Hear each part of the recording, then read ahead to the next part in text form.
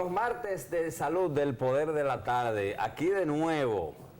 Y bueno, me reitero aquí, yo sé que parte de la gran audiencia de este programa se debe primero al doctor Cambiaso, primero al doctor Luisín, a Luisín Mejía y luego a mí. Por eso yo estoy aquí. Vamos a informaciones de salud y vamos a actualizar a la audiencia sobre eso. Vamos a hablar primero del paro de los cirujanos. Ustedes saben que los cirujanos hace 15 días tienen suspendidos, o tenían, porque hoy se levantan el martes, suspendidos los servicios a pacientes de 15 ARS privadas. Ahí solo se exceptúan las del Grupo Humano y también la Monumental de Seguro. Pues ayer, lunes, el Colegio Dominicano de Cirujanos anunció un levantamiento parcial de ese paro, habida cuenta que hay algunas ARS que se han sentado a negociar con ellos. Y en lo adelante, y hasta el 17 de este mes, están durísimos los cirujanos, le van a mantener esa suspensión de servicios a los pacientes que tienen carnet de seguro de Mafre, de Universal, de Yunen y de SEMA.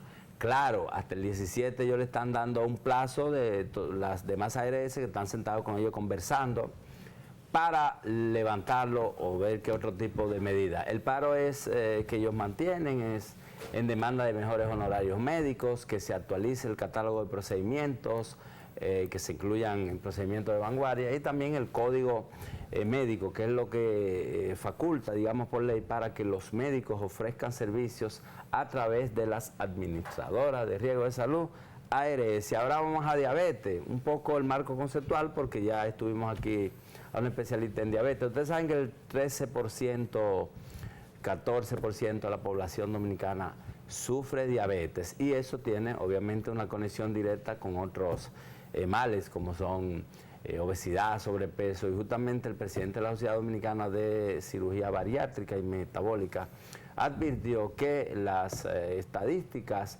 que tienen que ver con la diabetes se amortiguarán siempre y cuando la gente cambie de estilo de vida, que la gente coma más saludable, que la gente deje la vida sedentaria, que camine, y bueno, es justamente lo que conectó la especialista anterior que teníamos aquí. Seguimos en el mes de la diabetes, vamos a tratar de toda la semana traer un médico especialista en diabetes para que hable y oriente a la audiencia sobre esos temas. También estamos en la semana de la lactancia materna.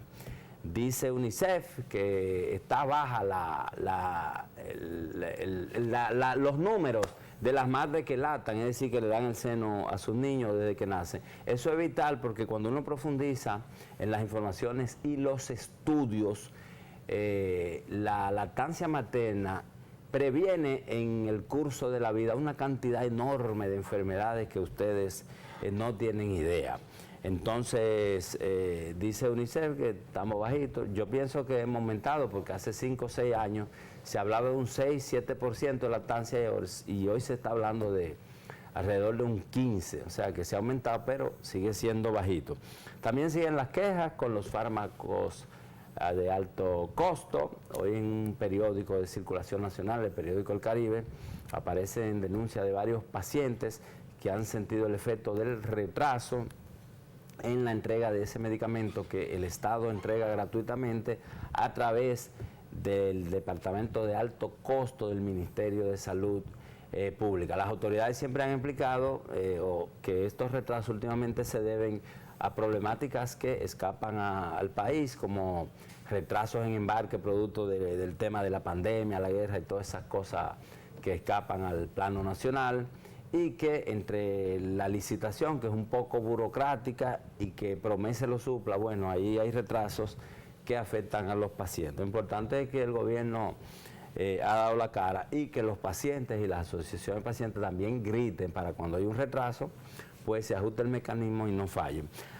También tenemos 2 noticias muy buenas que están relacionadas con médicos, doctor Cambiaso. Usted que es médico, mire, Héctor López, que es un destacado ortopeda dominicano, vicepresidente de la Sociedad Dominicana de Ortopedia, y también él es subdirector del Hospital Traumatológico Ney Arias Lora, fue escogido en el Consejo de la Asociación de Ortopedia y Trauma americano, AOL, las siglas en inglés. Y también... Bueno, AO Trauma, Trauma, es una es. organización global que básicamente fomenta lo que es la investigación y la educación en todos los continentes, en miras de fomentar lo que son mejores prácticas para el manejo del trauma. Esto tiene un especial interés en República Dominicana, ya que según las últimas cifras nos posicionamos como el país con mayor mortalidad por accidentes de tránsito a nivel per cápita mundial, por lo que es importante de que se generen alianzas público-privadas, pero sobre todo también alianzas con organismos internacionales y locales para desarrollar políticas preventivas en esta materia. O sea que felicitamos al doctor Héctor López con esta nueva designación, lo que es algo muy bueno, pero es un gran compromiso, porque definitivamente esperamos de que vengan nuevas políticas y más que políticas, nuevas estrategias que nos ayuden a mejorar la atención en trauma en República Dominicana. Ahí está la foto del doctor Héctor López, un joven muy dedicado que ha seguido caminando por las líderes de la medicina especializada. Hay otra información muy importante y es que hay una cardióloga joven que está galopando sobre el éxito de la ciencia también y ahora acaba de ingresar como fellow, eso es como una especie de membresía, en el Colegio Americano de Cardiología. Ella es también miembro del capítulo dominicano, que hay como una delegación, un capítulo del Colegio Americano de Cardiología y acaba de ser escogida. Es una cardióloga relativamente joven que siempre nos topamos con ella en las disertaciones científicas presentando novedades en las jornadas de cardiología. ¿Usted la conoce, doctor? Pero usted no ha dicho ni siquiera el nombre. No dije el nombre. Señores, la confianza está el peligro. Doctora Carmen Rodríguez. Doctora Carmen Rodríguez. Ojo, porque hay una doctora que es cardióloga también muy destacada y fue presidenta de la sociedad que se llama Carmen Encarnación. Pero esta es la doctora Carmen Rodríguez. Doctor, y viruela del mono no se me puede quedar. No, bueno, y en el día de hoy tenemos a la presidenta de la Sociedad Dominicana de Infectología, que es la doctora Clevi Pérez. Nosotros en el Poder de la Tarde y sobre todo en los martes de la salud, siempre hacemos hincapié a que cuando usted vaya a buscar un médico, usted se cerciore de 3 cosas muy importantes. En primer lugar, de que sea miembro de su colegio médico, más importante aún, que sea miembro de su sociedad médica especializada y que el centro donde usted se atienda sea un centro que esté habilitado por el Ministerio de Salud Pública, porque eso le permite contar con las garantías necesarias de que esos médicos estén actualizados y de que ese centro cumpla con todos los criterios para prestar un servicio de salud de calidad. Definitivamente, ya después de esto también, yo como presidente de la Asociación Dominicana de Turismo de Salud, promuevo siempre, después de cumplir los criterios locales, que se fomenten lo que son las certificaciones y las acreditaciones internacionales, porque dotan de transparencia y calidad a los pacientes. Nos vamos a ir a un breve video que dura 2 minutos sobre la viruela del mono y después pasamos con la presidenta de la Sociedad de Infectología, quien va a traer información de gran importancia sobre el tema. Señor director. La OMS alerta sobre la viruela del mono que se está expandiendo a muchos países donde nunca antes había sido detectada. Tenemos un brote que se ha extendido rápidamente por todo el mundo a través de nuevas formas de transmisión sobre las que tenemos pocos conocimientos y que cumple los criterios del Reglamento Sanitario Internacional. Por todas estas razones, he decidido que el brote mundial de viruela del mono representa una emergencia sanitaria de alcance internacional. Con esta declaración, el organismo quiere dejar claro que se trata de una alarma global y que ha aprendido la lección respecto a su respuesta ante la COVID-19, cuando fue acusado de reaccionar con demasiada lentitud y precaución antes de declarar la pandemia. La OMS intenta así que los países comiencen ya a tomar medidas. La enfermedad, que se contagia por contacto estrecho, aunque no necesariamente sexual, se localizaba principalmente en el África Occidental, pero ahora se expande deprisa fuera de esa región. No suele ser peligrosa para quien tenga un sistema inmunitario sano, aunque puede resultar dolorosa y llevar a complicaciones. Tuve algunas heridas internas, no solo en la piel, también en las mucosas, básicamente por todo el cuerpo, y eran muy dolorosas. La misma vacuna empleada contra la viruela sirve para combatir esta nueva variante. Su producción se detuvo el siglo pasado cuando la enfermedad se consideró erradicada globalmente, pero la compañía danesa que elabora la vacuna afirma poder comenzar a distribuirla de inmediato. Aún así, ya hay preocupación por una posible carencia. Hasta ahora se han registrado casos en 70 países, a menudo en círculos homosexuales. Precisamente esta minoría encabeza las protestas que reclaman programas de vacunación rápidos y equitativos. Bueno, ya viendo esta información general, a nivel internacional, sobre todo de la viruela del mono, le damos la palabra a la presidenta de la Sociedad Dominicana de Infectología, la doctora Clevi Pérez, quien ha sido una gran colaboradora de este espacio, siempre para brindar sus servicios para orientar a la población. Doctora, un placer tenerla con nosotros nuevamente. Un placer también, doctor, estar aquí nueva vez. Muchísimas gracias a ustedes por la invitación y a todos los que nos escuchan. Por favor, háblenos un poco sobre la situación internacional y la situación local de la viruela del mono. Bueno, la situación realmente ha ido cambiando.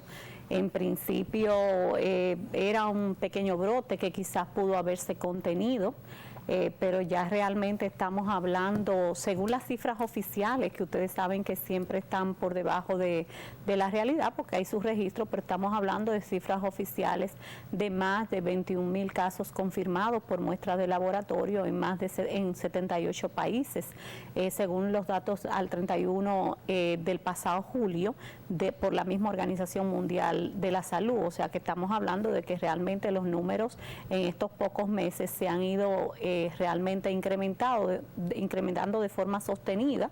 Hay que recordar que es un virus que, si bien su tasa básica de transmisión, su número básico de transmisión no es tan alto, o sea, pero es un virus que puede persistir mucho en el ambiente, que es muy resistente. Entonces es un virus que tiene la capacidad, por lo menos, si no de generar números extraordinariamente altos como estilo COVID, una pandemia, pero sí que puede establecerse de una forma continua en un territorio donde se presente, precisamente por esas características que tiene el mismo virus. ¿Y mata el COVID, doctora? La viruela del mono. La viruela del mono mata. Bueno, no, tiene una mortalidad, puede eventualmente causar letalidad. De hecho, ahora en los países endémicos teníamos hasta el día de ayer, pero ya surgió unos 5 casos de fatalidades en países no endémicos. No endémicos me refiero fuera de África. Ya dentro de África, los dos lados diferentes del virus, tanto el de África occidental como central, tienen mortalidades diferentes. El de occidental una mortalidad menor, en torno a un 3, el otro en torno a un 10%, pero en los países no endémicos hasta ahora, pues en todos los primeros miles de casos que hubo no habíamos tenido mortalidad. Sin embargo, ya se han registrado unos casos de encefalitis en España, también en la India, una mortalidad en Brasil. O sea que ya tenemos unas cuantas mortalidades, pero obviamente asociadas a algunos casos a inmunocompromisos. Por ejemplo, una de las series de casos más grandes publicadas se publicó hace poco en New England, y ahí se vio que muchos de estos pacientes también eran coinfectados, por ejemplo, con VIH, el 40%, o sea que pueden tener otras condiciones que hacen que se compliquen con mayor facilidad. Doctora, ¿cuáles son los síntomas de la enfermedad? ¿De qué forma se transmite y cómo la diagnosticamos? Bueno, con viruela símica hay un antes y después de este gran brote. Me refiero porque todas esas manifestaciones clásicas que se describen en los países endémicos han tenido un comportamiento un tanto diferente ahora, porque ahora se ha asociado sobre todo a contacto estrecho, no necesariamente, pero sí frecuentemente asociado a contacto sexual.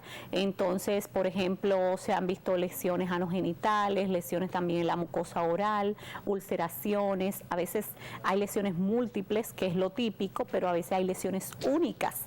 Entonces eso confunde. Ahora nosotros tenemos que entrar, por ejemplo, dentro del diagnóstico diferencial de una úlcera genital. Tú ves una úlcera genital y ¿qué es lo primero que tú piensas?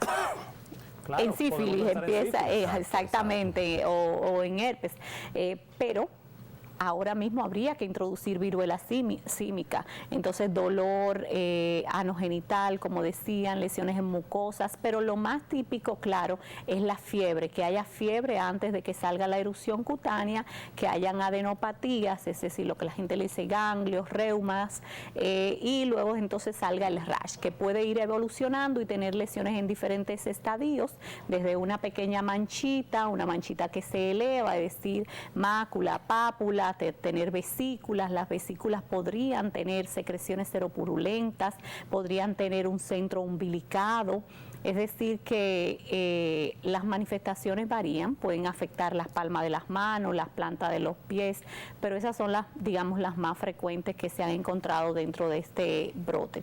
Y en República Dominicana hemos visto de que el Ministerio de Salud Pública ha informado de que se han detectado 3 casos. Esos 3 casos ya no están activos, fueron 3 casos que no ha habido transmisión comunitaria.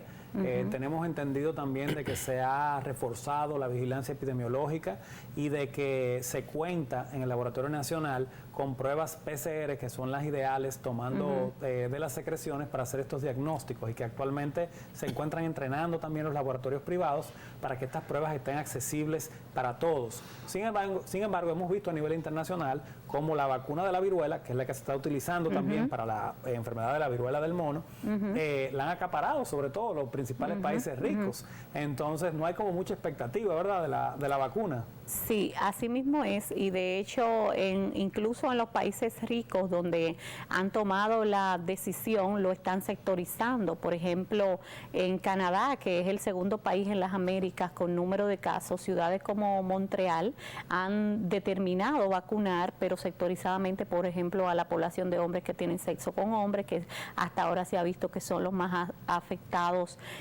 por este brote de viruela símica, y al personal de salud, es decir, personas también que han estado expuestos, la estrategia que se llama vacunación en anillo, básicamente personas que han estado expuestas a un caso, pues entonces se le aplica la profilaxis posexposición y preexposición, es decir, antes de usted estar en contacto, sobre todo al personal de salud y ahora en esa población. Pero fíjense que países inclusive como España han encargado vacunas, apenas 3,000 y pico de dosis, están esperando llegar a 11,000 dosis en los próximos meses, o sea, estamos hablando de que no es una vacuna que va a estar como con muy buena disponibilidad. Yo le diría al ministerio y me enfocaría en el personal de salud que puede estar en contacto con estos pacientes, y por supuesto también a las personas que tienen más riesgo de contagio.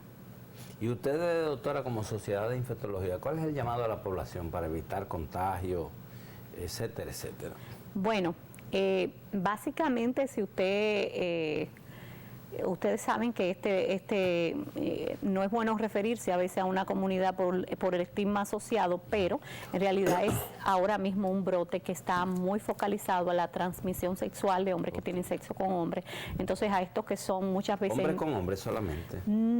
Esos son los más afectados, los más afectados, pero no quiere decir que no pueden ser mujeres, que no pueden ser niños, que no puede ser contacto entre personas heterosexuales, sino que así comenzó el brote y hasta ahora esos son la mayoría de los afectados.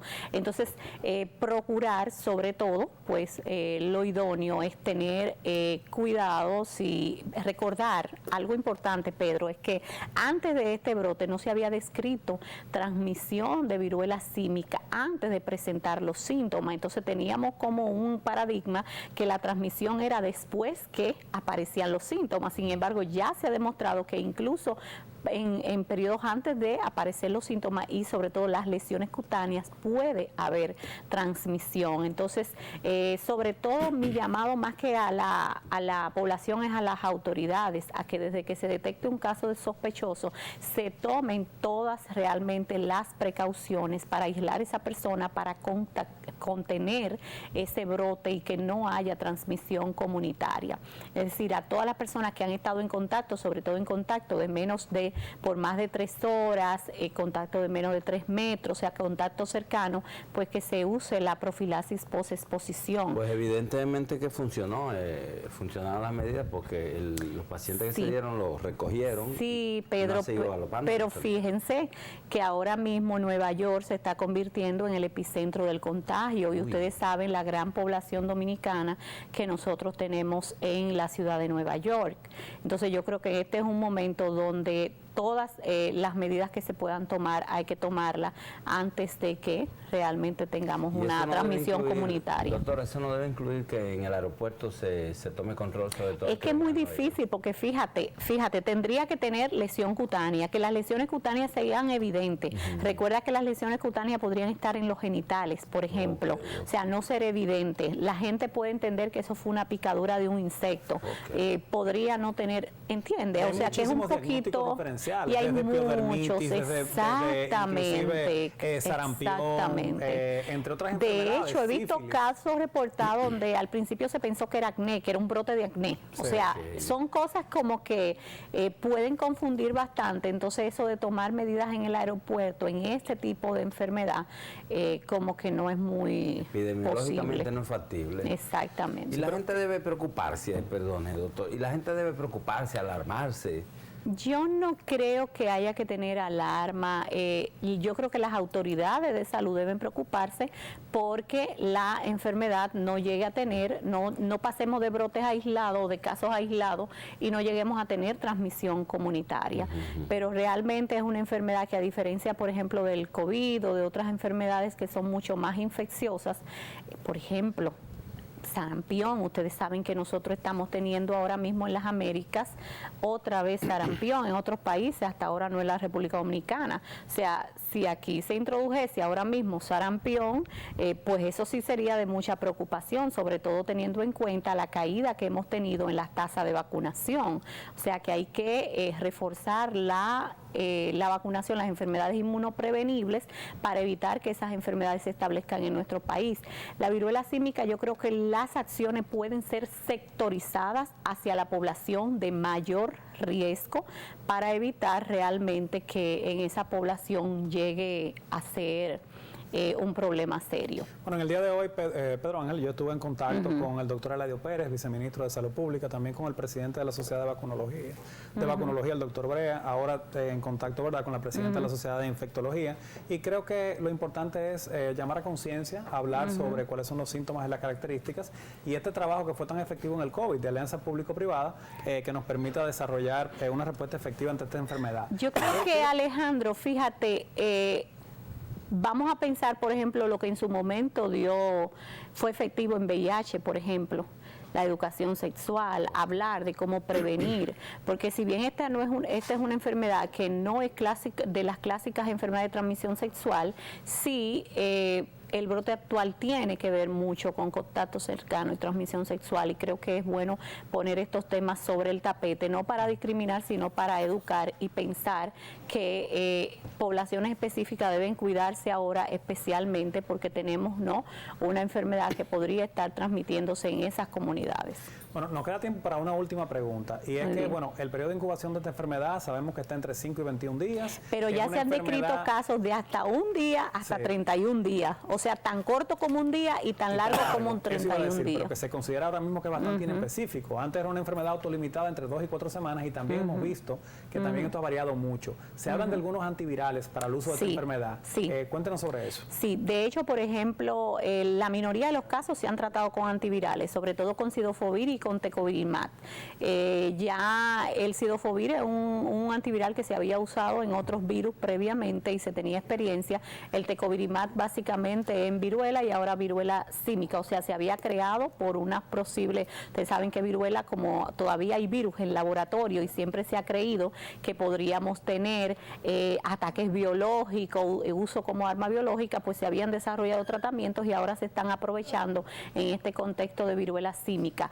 Pero justamente, y no quería dejar de mencionar esto ya para terminar, la viruela símica y su expansión nos pone otra vez sobre el tapete que las enfermedades enfermedades infecciosas son problemas globales, que lo que ocurre en un sitio repercute en otro y en el mundo entero, y que no deberíamos tener enfermedades desatendidas como la hemos tenido. La viruela símica se conoce desde los finales de los años 50 y apenas ahora estamos dando una respuesta. ¿Por qué? Porque está afectando a países occidentales. Mientras afectó solamente a los países africanos, no hubo una respuesta efectiva, y eso pues pone en relieve la inequidad de los sistemas de salud global. Bueno, muchas gracias a la doctora presidenta de la Sociedad